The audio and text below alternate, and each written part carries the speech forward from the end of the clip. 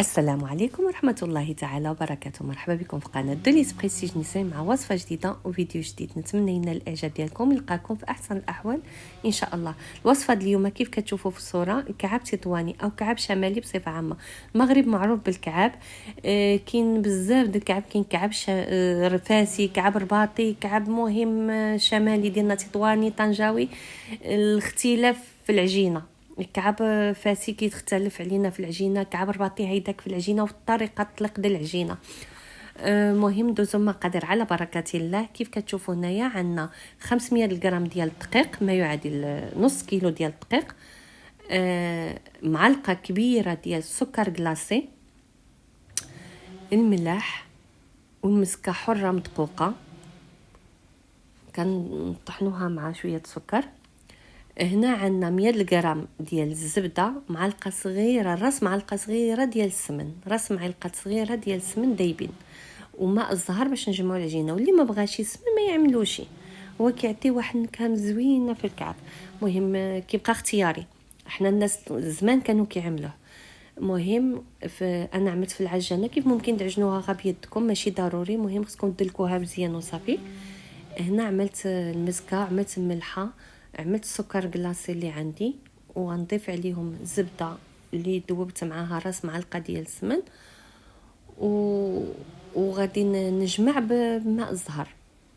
غنبقى هي كتعجن وانا كنزيد في ماء الزهر. المهم هاد العجينه كتختلف على عجينات اخرين، هذه عندي معتمده انا لان فيها الزبده زايده. ملي كتكون الزبده زايده كتجي هشيشه وكتجي فتيه في الكعب، كتجي غزاله. كاينه عجينه اخرى كنعملوا فيها نص كيلو ديال الطحين، معلقه ديال الزبده دايبه، في معلقه في واحد بيضه، في معلقه سكر سنيده وشويه د الزهر، وكيجمعوها بالماء. هاد العجينه معروفين بها في تطوان، مي انا الصراحه ربي بين العجينات بجوجهم كنفضل هادي على اخرى، كتعجبني العجينه هادي، كتجي هشيشه، كتجي فتيه وما كتحمرش، كتبقى اللوين ديالها مزيون وما كتجيش يابسه. مهم صراحه ربي كتجي غزاله، صدقوني جربوها. وانا ما نكذبش عليكم، واخا جوزنا مده في داك العجينه اخرى، ما هذه كتعجبني بزاف، كتعجبني، كتجي فتيه بزاف في مع الكعب. مهم غنبقى نعجن في العجينه حتى تجمع لي. كيف قلت لكم هنا كنضيفوا الزهر تدريجيا حتى تجمع لنا العجينه. وكاينه واحد الفكره خاطئه ان الزهر كيقصح العجينه. الزهر ما كيقصحش العجينه ملي كتكون كميه الزبده كثيره عندنا. فهاد المقادير هادو اللي عطيتكم كميه الزبده زايده، يعني ما تخافوش من الزهر، به جمعوا العجينه حتى تجمع، كيعطيها واحد مذاق غزال د الزهر. المهم كيف شفتوا العجينه ديالنا تجمعت هنايا ورطبه، العجينه جات غزاله مدلوكه وكل شيء. انا غير كنزيد ندلكها. كتشوفوا العروق اللي في يدي، وهذا غير بالعجين قديم كنا كنعجنوا في قاقص وداكشي، يعني يدنا مهاتكين. كيف كتشوفوا العروق على هادشي. مهم ولفنا الدليك باليد. هنا كنقطعوا العجينه وغادي نحرلهم ونخليهم يرتاحوا في بلاستيك غذائي لمده نص ساعه هيداك، ولا جهد ما توجدوا العقده ديالكم الا كنتو باقي ما وجدتوهاش. خصنا اللوز يكون عندنا مفسخ مسلوق ومفسخ بليله قبل. غادي نسلقوه ونقشروه ونحتفظوا به ليله كامله يبس. المهم هنا غندوزو الماتريال اللي خصنا الماكينه ديال الكعب، او ممكن تستغناو عليها غير بالمدلك. هنا كنحتاجو هادو ضروريا، كعب تطواني او كعب شمالي بصفه عامه، هادو لا قد نقش. كاينين كبارين كاينين اشكال في السوق كيتباعوا. وهذه قرطيليه او جراره ضروريه حتى هي، والدقيق باش نطلقوا العجينه، والمدلك للناس اللي ما عندهمش الماكينه الكعب طلقوها مع هاد الاخص. هاد العجينه كتجي خفيفه، تقدروا تطلقوها بمدلك ما غتعب لكم يدكم. هذه العقده اللوز اللي هضرت لكم عليها انا غنهضر عليها في الساعه اللي غنكونوا كنقشوا الكعب. هنا هاد العجينه عندي كيلو د اللوز اللي مفسخ بليله قبل وخليته يبس، طحنته مع 400 غرام د السكر. الطحين شحال هادي كنا كنعملو زلافه د اللوز بنص زلافه ديال السكر وماء الزهر معلقه الزبده وقرفه، يعني واحد نص معلقه قرفه صغيره وماء الزهر عينك مع الحال وانت كدلك في العجينه في العقده ديال اللوز حتى ندمج لكم.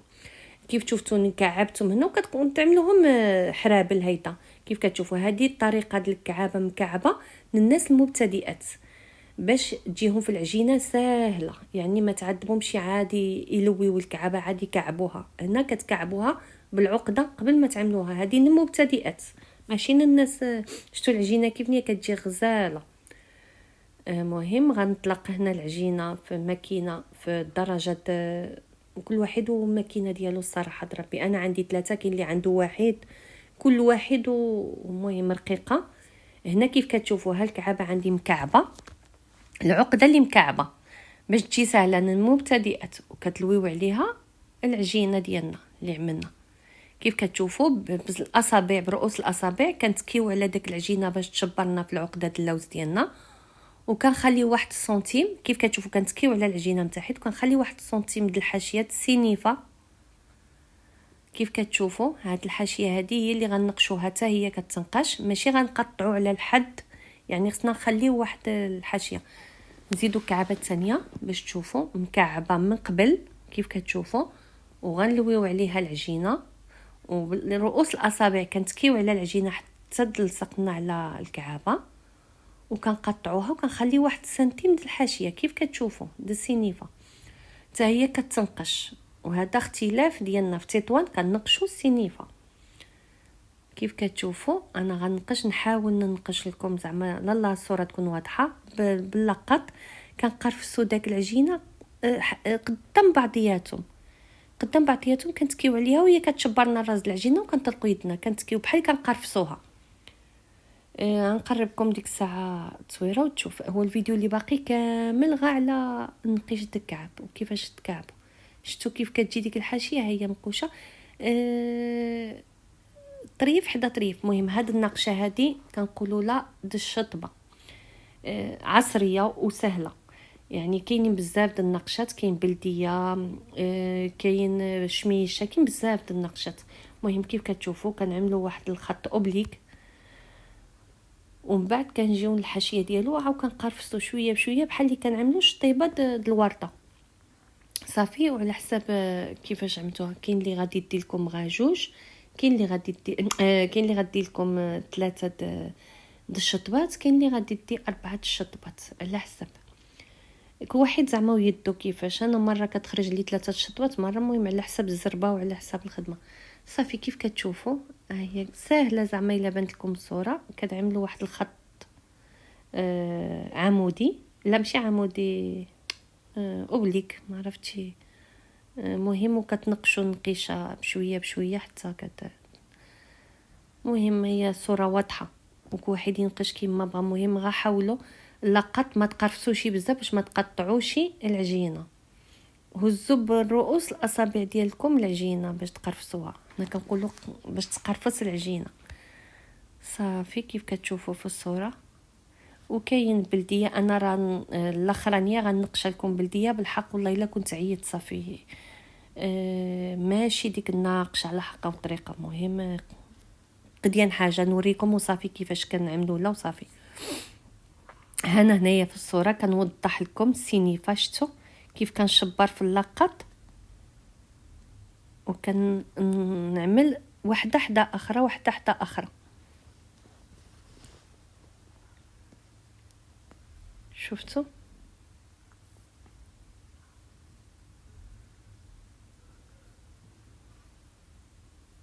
صافي. هذا غندوز نكمل جهه اخرى، ومن بعد غنبدا نعمل شطيبات الكعب. هنايا الناس اللي ما عندهمش ماكينه كطلقوها غير بمطلق. كيف كتشوفوا كتبقى طلق حتى كترقاق لك العجينه حتى كتشوفها رقيقه ان ممكن تبان لك الطابله من تحت منها. وكتجيب الكعبه هذه الناس اللي كيعرفوا، يعني كتكعب في وسط العجينه، ماشي كتعمل الكعبه العقده كتكعبها عاد انا نعاود الثانيه. كتعمل الحربول د الكعب د العقده وكتلوي عليه العجينه ومن تما كتكعبها صافي. والحاشيه ضروري تخليو ديك سنتيم بشويه الحاشيه صافي. هنا غنقشكم النقشه بلديه باش تعرفوا كيفاش كنعملوا لا وصافي. مهم كيف قلت لكم العقده كعب عندكم كيلو اللوز مفسخ بليله قبل وناشف مطحون. الطحنه الاولى بوحدو، الطحنه الثانيه مع السكر. وغنقول لكم الطريقه القديمه ديالنا، يعني زلافه اللوز، نص زلافه السكر، راس معلقه القرفه، معلقه الزبده صغيره، وماء زهر باش ندلكو العجينه العقده اللوز حتى ترجع في يدنا كيف كنقولوا انسيابيه العجينه. زعما العقده اللوز مطلوقه صافي. هنا ساليت الكعب ديالي الاخرانيه، اخر كعبه هي هذه اللي غنوريها لكم بالنقشه بلديه. كنديو صف كامل غنعملوها على الشمال يعني مجنبه، الصف كامل غيمشي على الشمال وغادي نرجعوا العكس ديالو. رجعنا بالعكس ديالو، عاود الصف كامل بالعكس ديالو. هاد النقشه بالاخص، هاد النقشه من الاحسن كيكون لاقط كبيبر باش كيجيوكم غا جوج نقشات مشيه ورجعه، كتمشي وترجع صافي كيف كتشوفوها. ما جاتش ديك الكعابه على حقه والطريقه بالحق. مهم انا بغيت نوصل لكم غا الفكره كيفاش كنقشوا كعابه بلديه، يعني كنمشيو في اليمين غنرجعوا في الشمال العكس النقشه اللي كنا كنعملوا صافي كيف شفتوا. وبالنسبه للطياب من الاحسن يباتوا ليله كامله حتى تشمع العجينه ديالهم، ومن بعد نطيبوهم على نار مهيله اللي عنده الفران ضد الضوء 150 درجه. المهم غير شويه غير تشوف الكعابه صافي طيبه. واللي ما عنده البوطه ضد البوطه يعني من فوق ومن تحت على نار مهيله حتى تشوفوا الكعابه طيبه عاد خرجوها من